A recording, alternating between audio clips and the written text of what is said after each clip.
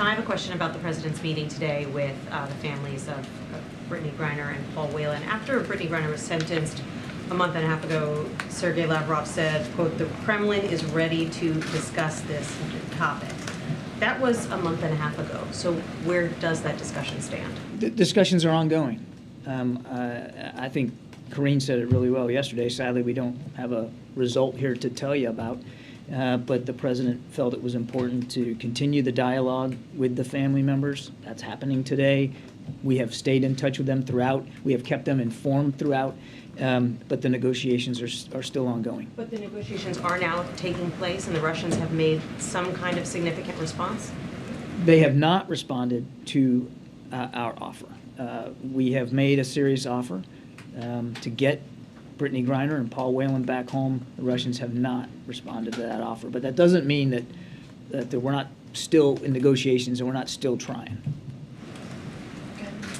Could you talk a little bit more about the bilat that's coming up, and what room will there be for discussions about Russia, about the war in Ukraine, given that President Biden and President Ramaphosa are not exactly on the same page when it comes to dealing with Russia? I do expect that the war in Ukraine will come up as a part of the discussion today. I would have every reason to think that would be the case. I'll let the leaders have that discussion before we read it out to y'all. But look, President Biden's been very clear about our views here. I think he's interested in hearing President Ramaphosa's views, and I'm sure they'll talk about it. But we'll have a way to characterize that for you at the end of the day. John, can you give us some insight into why there hasn't been a real response from the Russians yet on the offer that was made to get back Brittney Griner and Paul Whelan?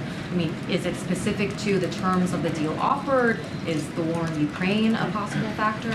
I mean, man, if we had the answer to that question, we might already have a deal. I think that's a better question put to our Russian colleagues. We made a serious offer. We want them to accept it. Frankly, these two individuals ought to be home anyway, period. But we understand that that's probably going to have to be the result of a negotiating process, one that we're willing to participate in honestly and fully, and we've been doing that. And we await them to take the offer that's on the table. Can you speak to the president's level of confidence right now on bringing these two people back to the What I can tell you is what I can tell you for sure is the president is not going to let up. He's confident that this is going to remain at the forefront of his mind and his team's mind, and they're going to continue to work this as hard as they can. We want these two individuals home, back where they belong with their families. They should be there already. Okay, just a few more.